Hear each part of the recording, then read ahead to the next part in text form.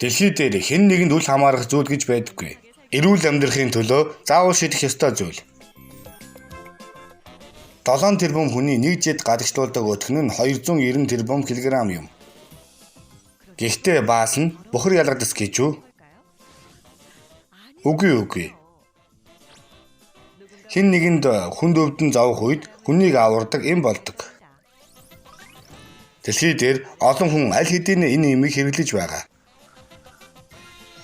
Хаях аргаа бодож үзвэл баас нь шороо ба газрыг амьдруулдаг экосистемийн эрдэнэс болж өөрчлөгдөх нь ч бий. Байгалаас байгаль руу буцдаг эргэлтийн гайхамшиг гаргадаг. Их хэмжээний метанхий агуулдаг болохоор баас дэлхийг гэрэлтүүлдэг энергиээр дахин ашиглагддаг. 1 тэрбум хүний ялгаруулсан баасаар 18 сая өрхийн цахилгааныг шийдвэрлэх хэмжээний юм. Өвчнийг эдгэн экосистемийг аварч энерги болж хувирдаг баас. Тэр гайхалтай яриа руу орцгоох уу?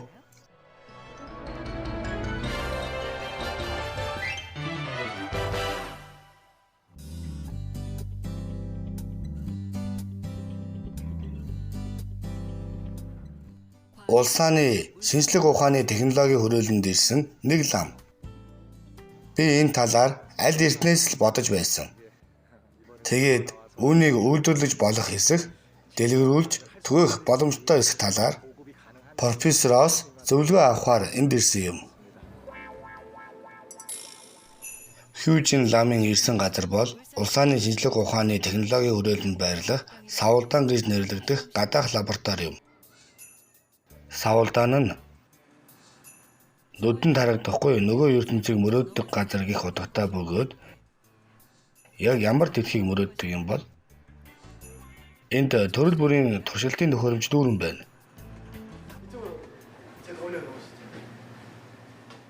Хьюжин ламыг найрсгаар өгтөж буй Жожа Ван профессор. Та өөрөө хэрэгдэж байгаа юм уу? Тийм ээ, хэрэглээд 6-аас 7 сар болж байна. Энэ зүйл онцгой билгүй. Гэхдээ дотор нь гинтийн зүйл бий. Миний өрөөндөө хэрэгдэж байгаа суултуур. Суултууранд 2 сав байдаг. Өтгөн болон шингэнийг шууд ангилдаг бөгөөд боогоод уйдаг гэнэ.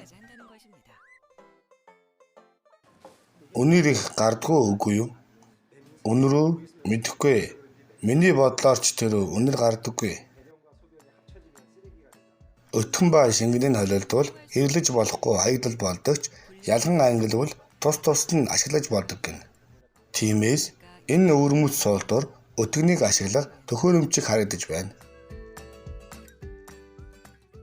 Энэ нь биологийн зардалд ордог гялгар уданд өтгөнийг тухайн үед нь уйж баглан боох ойлголт юм. Энийг дэлхийд хараахан бодож олоогүй арга гэж бодож байна. Өтгөн уйж боосноор нэгдүгээрт зөөвөрлөхөд хялбар биш гэж юу? Ламын суултуурыг биширж байсан Жожа Ван профессорын явж байгаа газар бол ариун цэврийн өрөө юм. Энд ч гэсэн өвөрмөц суултуур байна. Энэ ч гэсэн адилхан. Гэхдээ цахилгаанаар ажилладаг. Тиймээс энд өтгөнийг нь харин энд шээсийг нь гих мэт. Доторх эргэж юу хавтан өтгөнийг хатааж өгдөг. Ингэснээр бүрэн хатсан өтгөн доошоо ундаг. Тэгээд шургуулга руу унан гадагшаа шахагддаг. Баасны 60-аас 70% нь чийг учраас хатаавал эзлэх нь хагасаас илүү багасдаг.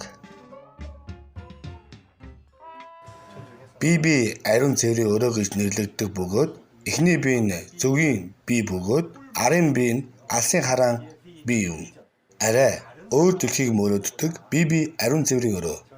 Би өөрийн ариун цэврийн өрөөний нэрийг байгаль руу гэж нэрлэсэн.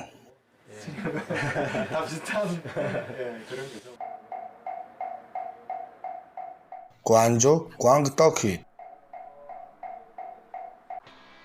Хьюжин лам өглөөний мөргөлөө дуусгаад өрөө рүүгээ явж байна.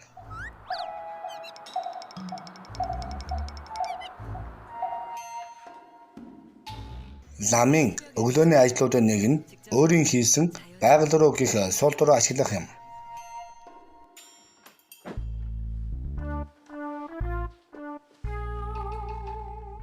Гэхдээ ариун цэврийн өрөөнөөс барин гарч ирж байгаа улаан түнхэн юу юм бол?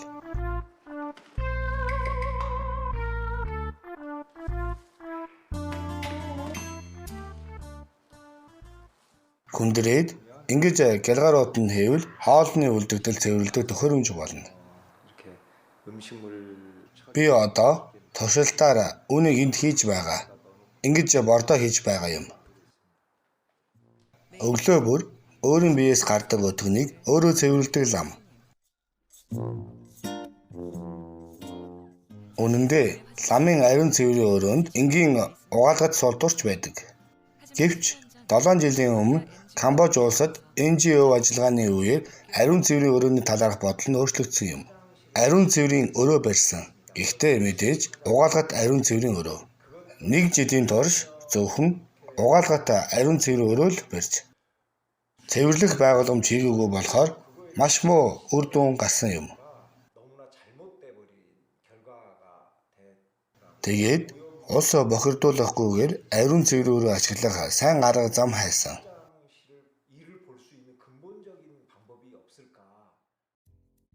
Хүйжин лам улс бохирдуулахгүй тулд шинэлэг суултуур ашиглаж байгаа. Харин улсааны шинжлэх ухааны технологийн хүрээлэнгийн Жу Жанван профессор яагаад суултуурыг нь сонирхсон юм бол энэ туршилтын лабораторид басыг энерги болгон өөрчилдөг. Энэ бол биохийг цуглуулсан бөмбөг юм. Бөмбөгийг цуглуулад ингэж дарвал хийн галлуурт холбогддог. Басны гол найрлага нь ус ба нүрс усны нэгдэл. Чигийг хасаад эсэлдүүлбэл метан хий үүсдэг. Энэ хийг түлшээр хэрэглэж болох бөгөөд цахилгаан болгож хуургаж ч болно. Өдөрт нэг хүний өтгөнөөс гарах энергийг цахилгаанаар тооцвол 0.5 кВт болдог. Мөн 50 литр биоэнерги метан хий гардаг. Бүх зүйл энэ хоёр төрлөөс эхэлдэг юм. Хэрвээ өрх бүр өтгөнөө ялган цуглуулбал түүнийг нь энерги болгоход хялбар юм. Тэрхүү энергиэр орон сууц, гудамжны гэрэл алсан толгоны автобусыг хөдөлгөөнд оруулна.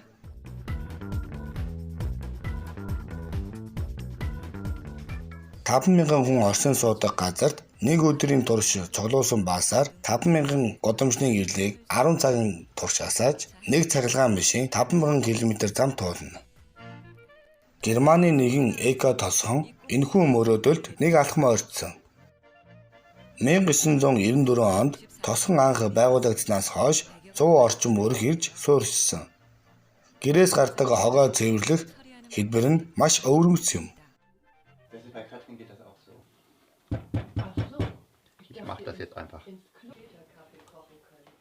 Кофений шаараа барин явж байгаа газар нь ариун цэврийн өрөө юм. Бүгдийг ийшээ хийдэг. Өндөгний хайраас кофений шаар гээд хэрэгэлдэг бүх зүйлээ бордоо болгож болох бүх зүйлсийг ийшээ хийдэг.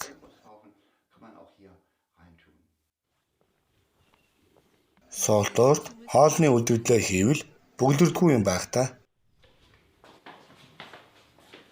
Энд ямар нэг нууц байх шиг байна. Юурганы явж байгаа газар бол гэрийнхэн доод давхрын өрөө. Энэ бол Клевис бордоо хадгалах сав. Энэ бол дээрээс ундаг газар юм. Ариун цэврийн өрөөний суултуур нь доод давхрын хадгалах савтай холбоотой байдаг. Гэрт суултуур руу ямар нэгэн зүйл хийвэл ийшээ унан хадгалагддаг. Агааржуулах системтэй болохоор үнэр нь гадагшилдаг. Юургэн гялгар ууднаас ямар нэгэн зүйл гарган хадгалах савнд хийж байна. Энэ бол модны навч мөчир зэрэг цэцэрлэгийн дайвар бүтээгдэхүүн юм. Энэ нь агаараар хангах үүрэг гүйцэтгэдэг. Ингэвэл нэгт шигүү болохгүй. Наалдахгүй, нэлцаагч үгүй. Хатсан навч нь хадгалах савын чигийг шингэн бичил биетэйг нийлүүлэх үүрэг гүйцэтгэдэг. Энэ бус нутаг эдийн засгийн талаараа бие даах төлөвлөгөөтэй. Тиймээс бид өөрсдөө газраас усаа татан Бохир усаа ус цэвэрчүүлэх төхөөрөмжөөр дахин цэвэршүүлдэг. Өөрөөр хэлбэл энэ бүс нутаг өөрөө эко байдлаар төлөвлөгдсөн. Тиймээс усаа өөртөө цэвэрхэн хамгаалахын тулд юуны өмнө усанд ялгадас байх ёсгүй. 22 жилийн өмнөөс энэ толгонд зурчих болсон энэ хоорны гэр бүл энерги өөрсдөө гарган хог хаягдалгүй амьдралаар амьдрахаар ирсэн боловч Бордон суултуурыг хэрэглэх амаргүй байсан гэнэ. Энд суурших үед Лукас 7 настай, Мартиус маань 4 настай байсан. Манай ариун цэврийн өрөөний доторхыг нь харахад хар нүхэл харагддаг байсан учраас хүүхдүүд маань суултуурын доторхыг хараад айсан. Тиймээс бид эхэндээ хүүхдүүд унахгүй байхаар байнга барьж өгдөг байсан. Удалгүй тэд дассан. Эхэндээ яагаад бусад хүмүүс шиг угаалгад ариун цэврийн өрөө биш, ийм Бордон ариун цэврийн өрөө байгааг ойлгоогүй.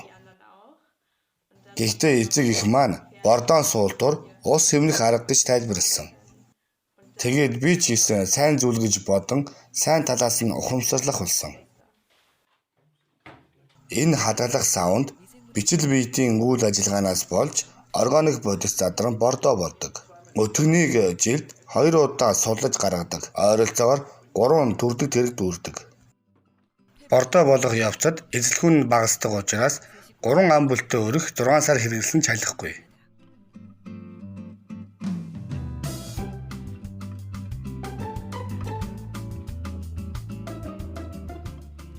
Өтгөн болон хоолны үлдэгдэл хатсан навчны задран гарсан бордоог голдуу цэцэрлэгтэй цацдаг. Шорооноос өөрсдөө юм. 6 сарын өмнө ялгадас байсан гэсэн үг. Бордон бааснаас өөр найрлагатай. Энэ бол баас биш юм. Энэхүү бордоог гараараа барьж болно. Бохир зүйл биш. Үнэр нь сайхан. Энэ бордоогоо шороотой ойлдог.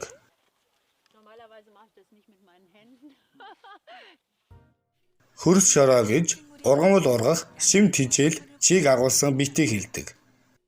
Хадгалах савнаас гарсан бордоог органик бодисны хувь өндөр шороо гэж хэлж болно. Нэг хүний баасыг жилийн турш цуглуулбал 40 литр шороо гардаг.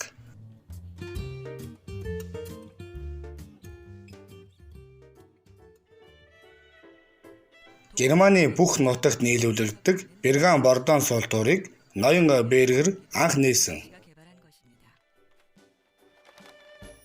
Их сургууль байхдаа усгүй суултуур хийж эхэлснээс хойш 40 жил. Түүний мөрөөдөл нь угаалгад суултуур шиг Бордон суултуур хийх явдал юм. Миний хувьд Бордон суултуурын бүх тоног төхөөрөмжийг орчин үеижүүлэх нь хамгийн чухал юм. Үнэр гарч ялаа цугладаг суултуур гэж ойлгохгүй байх. Мөн одоогийн хэрэглэгч өтгөнийг цэвэрлэх явцад өтгөнд хүрэхгүй байх орчинг бүрдүүлж байгаа.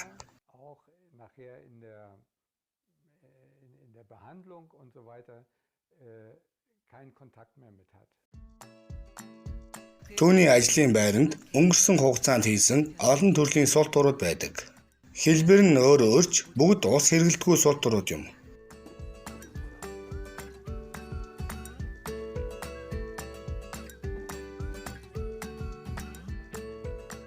Ус ба ялгацыг хольж болохгүй. Баасыг газар руу нь буцаая. Энэ бол 40 жилийн турш өөрчлөгдөөгүй үзэл юм.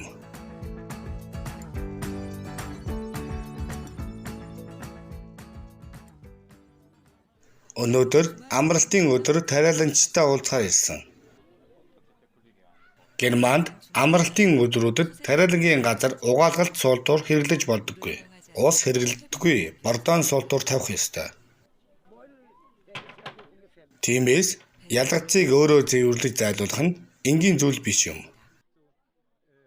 Ялгадаас цэвэрлэх явц автоматар явагддаг гэж боддог зочдтой асуудал үүссэн. Яагаад гэвэл тэд угаалгад суултуур хэрэглэнгээ автомат гадагшлуулах дамжлагад дасал болсон байсан.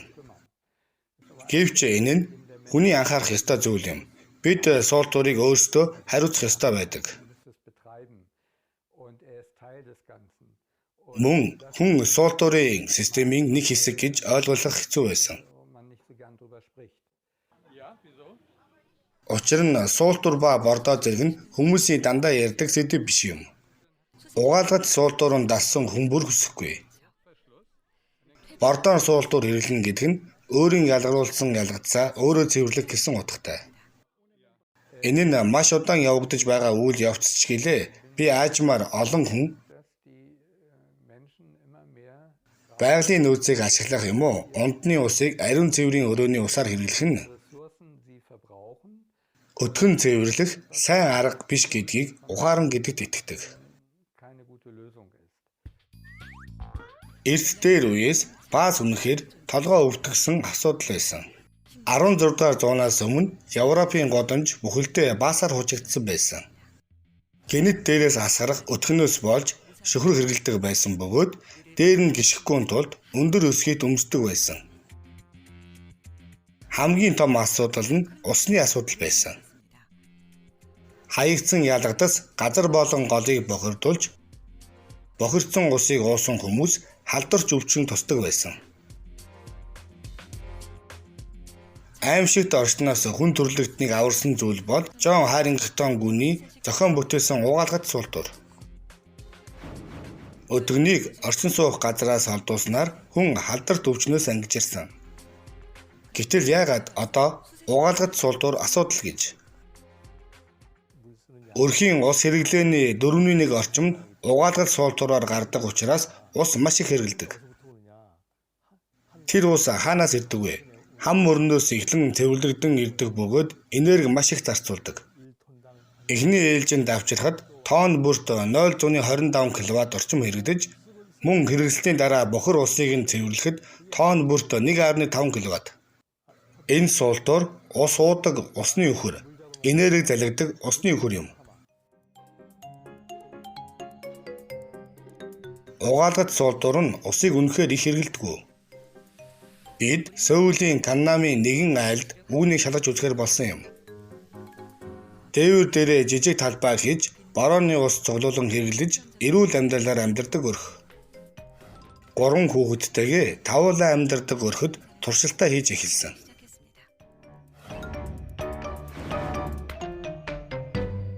지금 물이 몇 cm야? 21cm 정도 되지? 40이 좀 안 돼. 39cm야. Хүүхдүүдтэй хамт суултуурын усны савнд орж байгаа усны хэмжээ хэмжив. Айлд бүрт суултуурын хэмжээнээс хамаарат усны савны хэмжээ өөр байдаг. Энэ өрхийн хувьд 13 литр ус орж байна. 자, 물이 엄청 많이 나가지? Нэг удаа ус татахад 13 литр ус уусдаг. Тэгвэл өдөрт нийт хэдэн удаа суултуурын ус татдаг юм бол?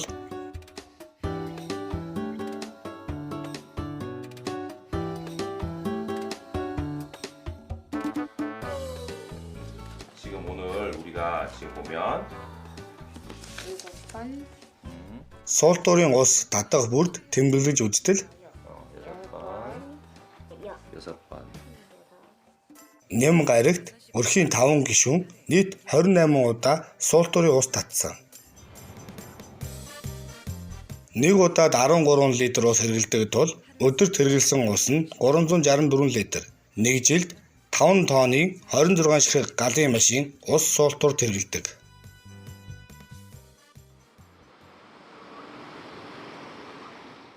Угаалгад суултуурын усаар нүдэн тарагдахгүй алга болсон ялгадас хаашаа явсан бэ?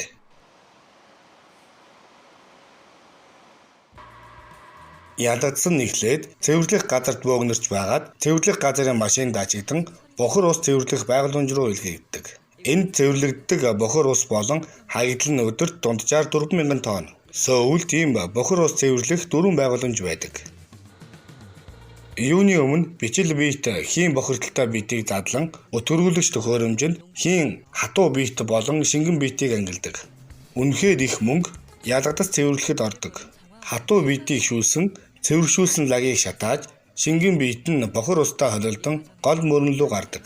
Энэ явцад их энерги зарцуулагддаг.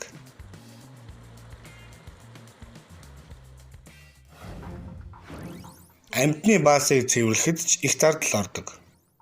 2016 онд хаягдлыг далаад хайхыг бүрэн хориглосон тул одоо аж ахуйн ялгацыг их газар цэвэрлэх ёстой. Тухай үед нь цэвэрлээгүй аж ахуйн ялгадас муухай өндөр болон бохирдыг үүсгэдэг. Цэвэрдэх зардалч асуудал болдог. Бүгд найрамдах Солонгос улсад гардаг аж ахуйн ялгадас нь жилд дунджаар 47 сая тонн орчим. Тонн бүрд цэвэрлэх зардал 30 мянган вон гэж үзвэл жилийн турш аж ахуйн ялгацыг цэвэрлэх зардал нь 1.4 их 80 вон давдаг.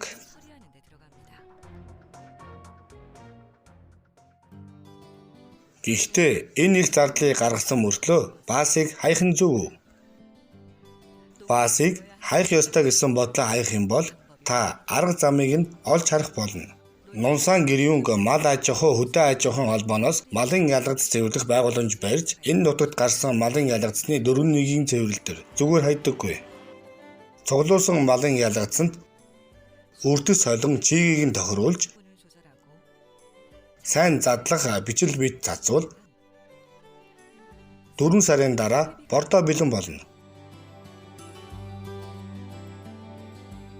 Бордоо болох явцад хэмнэн 70 градусаас давах үед малын ялгацанд байсан бүдүүн гидсний нян гих өвчин үүсгэж вирус бүгд өгдөг. Малын баасыг өнгөрсөн хугацаанд жирийн бохирдуулагч бийд гэж үзэн энийг цэвэрлэн голын ус руу нийлүүлж байсан магадгүй үзэл бодлын ялгаа байх. Гэхдээ малын баас нь тэжээлийн үндсэн орц найрлагын ихэнх нь фермийн шороо байдаг учраас минерал, витамин, бичил бит зэрэг олон төрлийн ашигтай бит байдаг. Хаягдал эд байсан фермийн ялгадас бордоо болж хувирсан. Шим тэжээл ихтэй цэвэрхэн энэ бордоо нь тариачдын дунд түгээмэл хэрэглэгддэг.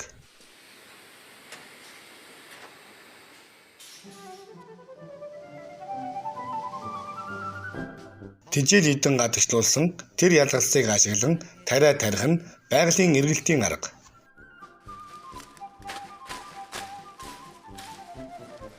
Ким Жонг Ва бол байгалийн эргэлтийн аргаараа тариалан эргэлхийн тулд тэтгэврт гарсныхаа дараа тариачин болсон.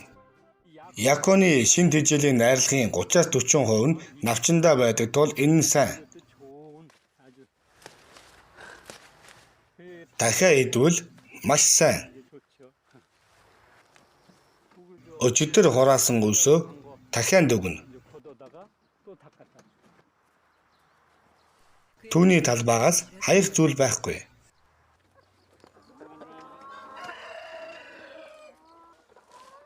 Бүх тариалангийн дайвар бүтээгдэхүүн дахианы хоол болдог. Дахианууд шинэхэн хоол тэжээл идэн илүү сайн зүйлийг буцааж өгдөг.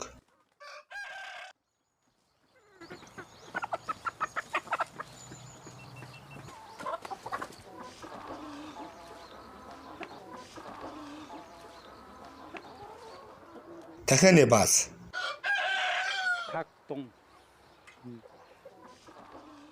Энд тарьсан ургамлууд энэ юм дахианы ялгацыг идэж амтад төмөс, помидор байцаач энэ нэмэр ургадаг.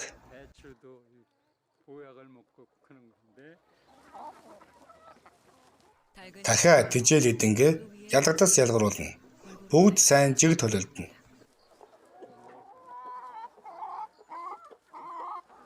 Баасыг зөөхөн бохир заваан гэж боддог ба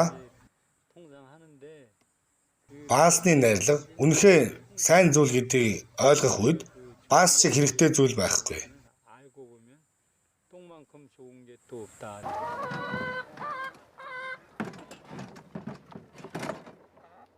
Ким Жон Суга дахианы хороонд уулнаас авчирсан хатсан навч дэвсдэг. Унсан навчинд олон бичил бит байдаг тул органик бодисыг сайн задалдаг. Тэрэн дээр дахианы баас унан шууд задарч эхэлдэг.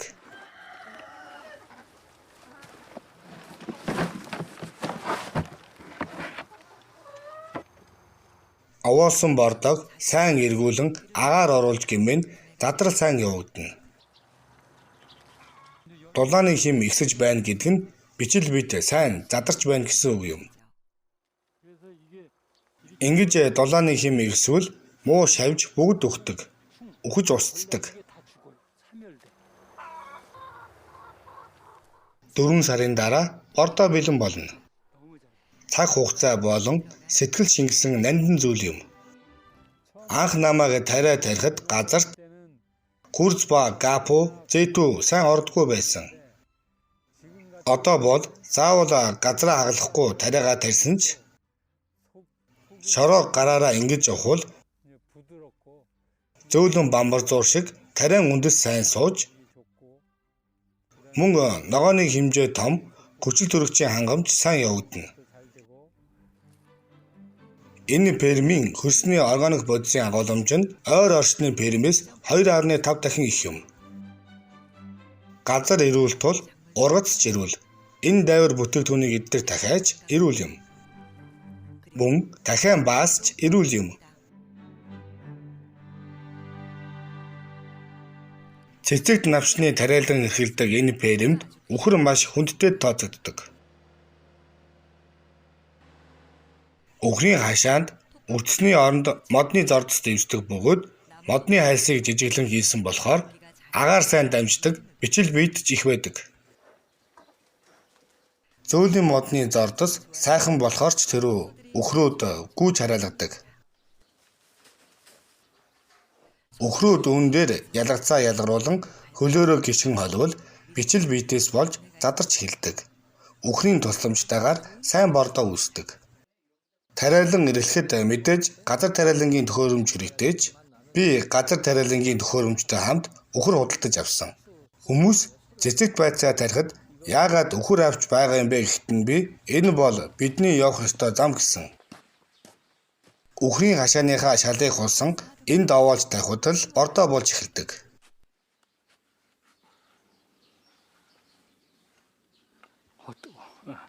Халуун учраас удаан хугацаанд байдгаж болдоггүй. Халж байгаа нь халуун галчуураас идүүн халуун. Бордоо сайн болвол энэ нь амьд бичил биет юм. Амьд аваа гэсэн үг юм.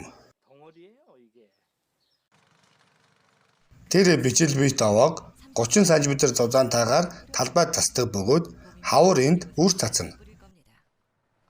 Хөрс баг зэрэг бараавтар харагдаж байгаа биз? Тариачид үүнийг хараад эзэн ч болох юм байна гэдэг. Тариачид хөрс сайн бол шууд эзэн ч болно гэж үздэг. Хөл сул орж байгаа үстэй. Хөрс хатуу байвал тариа сайн ургадаггүй. Ингэж үхрийн баас газар руу буцдаг. Тэгвэл хүний баас яах бол? Үнэхээр тариа тарьж болох болов уу? Бид дэлхийд танигдсан ялгадас бордооны мэргэжилтэн Жозеф Женкинстэй уулзсан юм. Тэрээр ашигтай ялгадас зардлын мэргэжилтэн бөгөөд түүний ном нь байгаль орчинд анхаарал тавьдаг хүмүүсийн хувьд Библи юм. Энэ ариун цэврийн өрөө 30 жил болсон.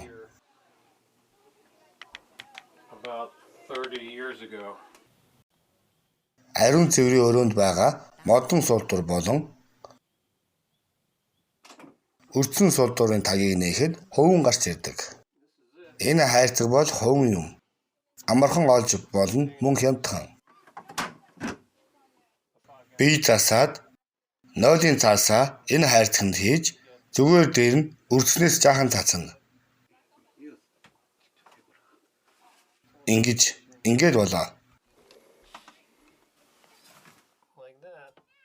Ийм үрдэс байхгүй бол үнэхээр их гарна.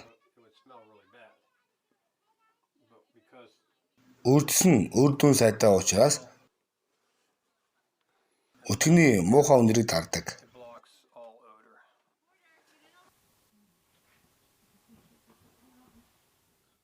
Энэ үрдсэн сулдуур нь хүүхдүүдийн онцлогийн өрөөндөж, хичээлийн өрөөндөж байдаг. Энэ нь үнэр гардаггүй гэсэн утгатай юм.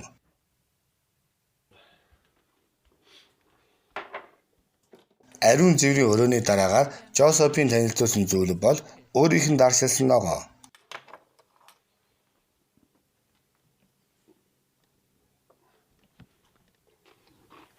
Ханын шүүгэнд нь дарсэлсэн ногоо болон варен дүүрэн байна. Ихэнх нь түүний цэцэрлэгээс гарсан бөгөөд захаас худалдаж авсан хүнс бараг байхгүй. Энэ бол тоор. Тоор их ургадаг. Тоорын вареныг талхан дээр түрхэн иддэг.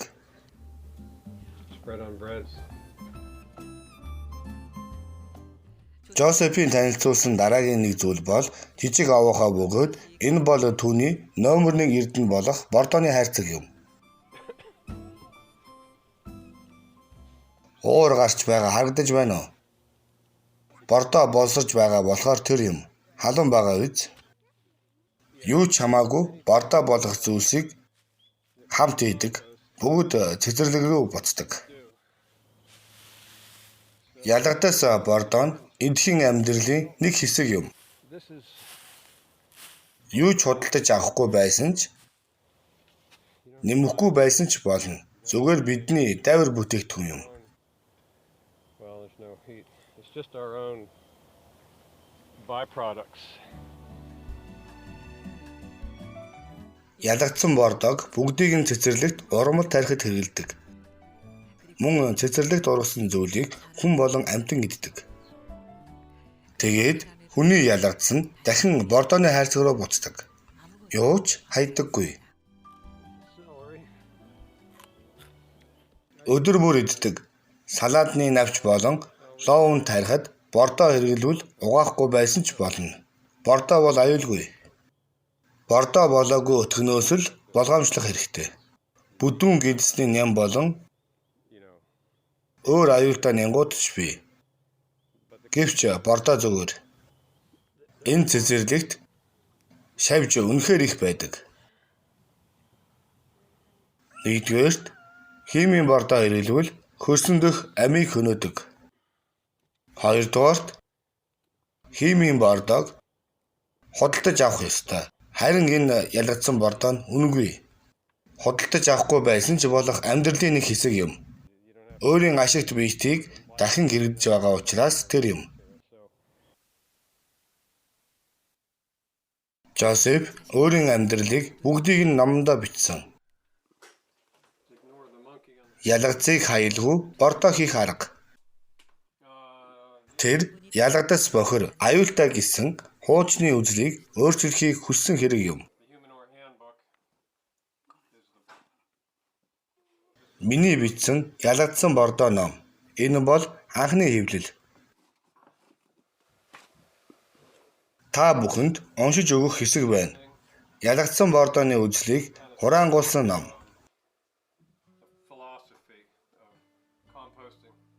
Ялгцыг бордоо болгодог хүн нь шөнийн тэнгэрийн одон татархахгүй. Өөрийнх нь ялгадас энэ дэлхийг бохирдуулахгүй, эсвэргээрээ бордоо болж их болсон байгаль руугаа буцсан хөрсийг авардаг, эм болдог гэдгийг мэддэг.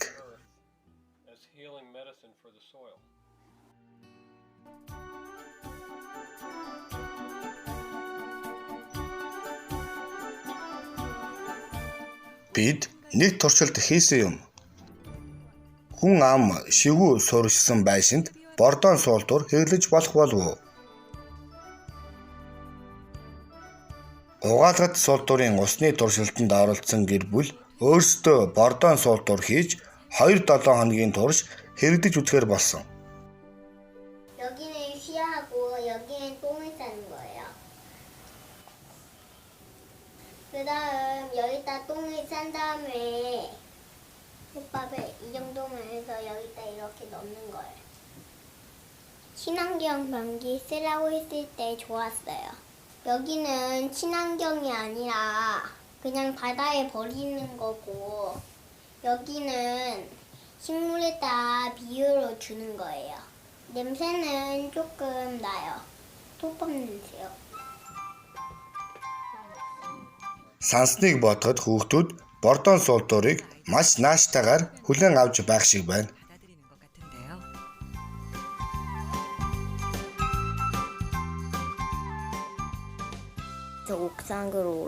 나와서 쉬는 쉬 전용통에 놔두고 똥은 식물들 죽으면 발효시키는 데가 있어요. 거기다가 부으면 돼요. 안 들어요. 어차피 손잡이가 있으니까요. 그리고 하고 나면 다시 씻어요. 솔직히 말씀드리면 저는 좀 힘들 거라고 생각을 했는데 의외로 아이들이 호기심이 더 생겨가지고 저게 뭐냐고 하면서 자기가 평소에 쓰던 물건이 아니니까 더 써보고 싶어 하고 자기 몸에서 자기가 나온 거니까 이거를 다른 형태로 이렇게 처리한다는 거에 대해서 신기해하는 것 같고 그렇더라고요.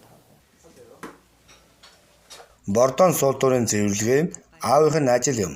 Үрдэс хийгээд бараг үнэр гарахгүй ч сав жижиг болохоор өдөр бүр суллах ёстой. Азар эднийхээ дээвэр дээрээ талбайтай учир цэвэрлэх тийм ч хэцүү биш болоо л та.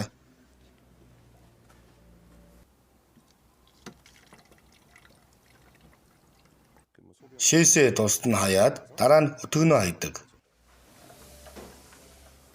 Шээсэнд өвчин үүсэх шинээн байхгүй болохоор хагас сар эсвэл бордоо болгон ашиглаж болно. Үрдэстэй холсон баасаа бордооны хайрцагт хийдэг. Үүний нэг сайн зүйл нь энд чигийн улаан хорхооч байдаг учраас эднэр маш хурдан өтгөнийг дадалдаг. Тиймээс өнгөрсөн 7 хоног цуглуулсан нь уул мөргүү алга болсон. Энэ 7 хоногийнх л жаахан үлдсэн байна. Үлдсэн нь шууд алга болсон. Жиүүгийн бодол, Жиагийн бодол, Сожины бодол эхлээд бордоон суултуур гоё байсан уу муухай байсан уу? Таагүй байгаагүй юу? 불편하진 않았어. 그랬어? 맞죠. Дахиад жаахан хэрэглэхийг хүсэж байгаа хүмүүс гараа өрөг. 엄마도 절반. 엄마는 절반이래. Энэ айл хэсэг хугацаанд баасаа газарт эргүүлж өгдөг ажилд нэгдэхэр болсон.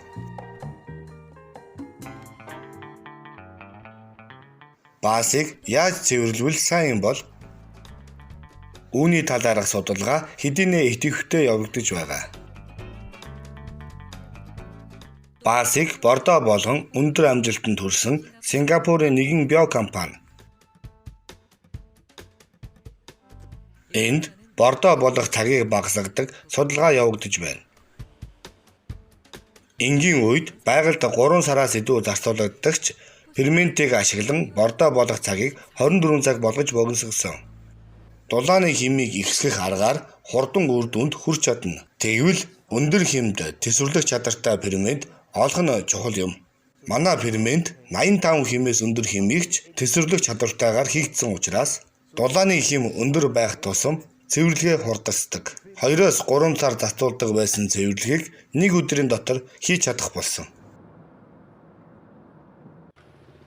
Өдрийн дотор яаж бордоо хийдэг юм бол энэ дахиад үржүүлэхийн газарт 400 мянган дахиад үржүүлдэг бөгөөд өдөрт гардаг ялгц нь 7-8 тонн хүрдэг. Ялгцыг зүгээр энд байлгахад өнөр их гарч агаарын бохирдолч ихссэн ойролцоох орчин суугчид гомдол гаргасан. Тиймээс бид энэ асуудлыг шийдвэрлэхийн тулд ялгадас цэвэрлэдэг компанитай хамтарч ажиллахаа болсон. Өнгөрсөн хугацаанд сайн ажилласнаар ялгацны үнэрийн асуудлыг бүрэн шийдвэрлэсэн. Дахиад үржүүлгийн газарт ялгадас цэвэрлэхийн тулд фермент цэвэрлэх төхөөрөмж байдаг бөгөөд өдөр бүр бордоо болж байгаа. Энэ төхөөрөмж температур, хий гаргах ажиллагааг тохируулдаг. 24 цаг ажиллахаар тохируулж бүх дамжлага дуусвал эко тариалангийн бордоо болдог. 24 цагийн дараа 80 хэмийн дулаанд бактери гүйжүүлэгдэж ферментийн зардал нь ялгдсан бордоог бэлэн болгодог. Тийм ээ, бохир бас үнэрч гардаг. Ялгцсанд шимэгч орхоо болон шавж их байдаг. Күрхээс ч дургуун өрөм маш бохир. Гэвч бактери гүйжүүлэх дамжлаганд орвол муухай үнэргүй бордоо болдог. Энэ ялгдсан бордоо нь урамлын ургалтанд тусалдаг их 100 яриа таргаснаар борлуулалт ажмаар нэмэгдэж байна. Цэвэрлэх хэцүү байсан ялгдсны гайхалтай хөврөлт. Одоо хүмүүс хүлээн зөвшөөрөх дургуй байгаа ч эцэст нь хүлээн зөвшөөрөхөөс өөр аргагүй болно. Таны ялгснаас эхлээд олон зүйлийг дахин ашиглах болно. Би ингэж дахин ашиглах аргыг танилцуулж байгаа нь дэлхийг аварч, нүүрс төрөгчийн эргэлтийг аварч, өргөжлүүлэх боломжтой амьдралыг аврахыг хүсдэг учраас тэр юм.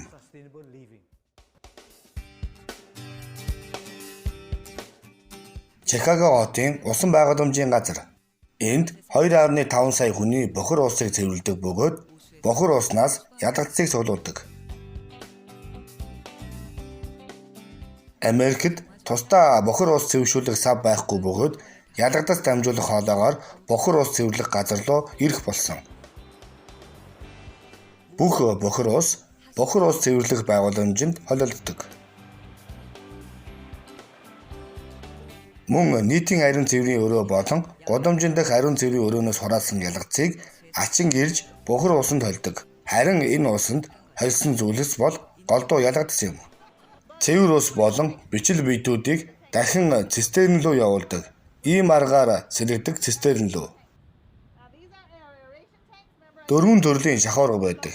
Тиймээс энэ нь 4 газараас гарч ирдэг.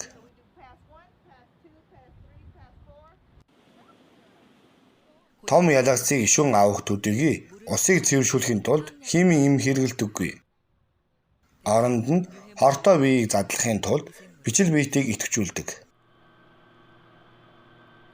Тэгээд бичил биетийн задрал дуусвал хатаах төхөөрөмжийг ашиглан шингэн болон хатуу биетийг ялгадаг.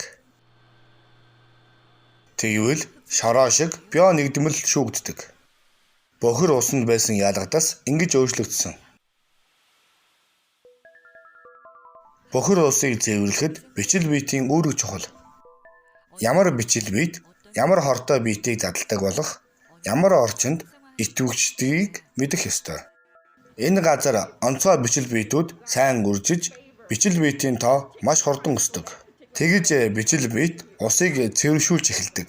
Тиймээс энэ бүх зүйлийг байгалийн замаар явагддаг явц гэж үзэж болно. Бид бичил биетийг тэжээх юм уу худалдаж авах хэрэг байхгүй. Учир нь хүмүүс хүндрэн бидэнд бичил биетийг нийлүүлдэг. Тэгснээр бид хэрэгтэй бүх бичил биетээ олж авна. Био нэмэгдлийг модны хайлттай холбол бичил биетийн нөлөөгөөр бордоо болж эхэлдэг. Америкийн нэгдсэн улсад л хэд ядагдсанаас 7 сая тонн био нэмэгдэл үйлдвэрлэдэг. Бааснаас олж авдаг бордоо нь ямар ч бордооноос илүү ургацыг эрүүл аюулгүй байдлаар ургуулдаг. Шинэ байгууламж барихдаа бордоон ариун цэврийн өрөө юм уу шээс ялгах болон дахин ашиглах зэрэг технологиг авсаргавал тогтвортой байгаль дээлтэй чиглэл рүү явах бөгөөд мөн аажмаар энэ замаар явах болно.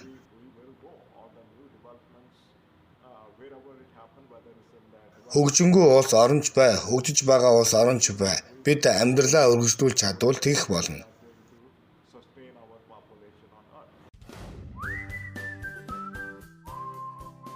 Олон хүн одоо баасыг дахин ашиглах ёстой гэж хэлдэг. Энэ бол дуртай дургуугийн асуудал биш, харин тогтвортой амьдралд хүрэх арга зам юм. Миний биеэс гарч бичил биетийн тусламжаар задарч хүний амийг авардаг зүйл болдог. Тиймээс баасыг амьлуулбал ус, газар шороо мөн амь насаач аврах болно.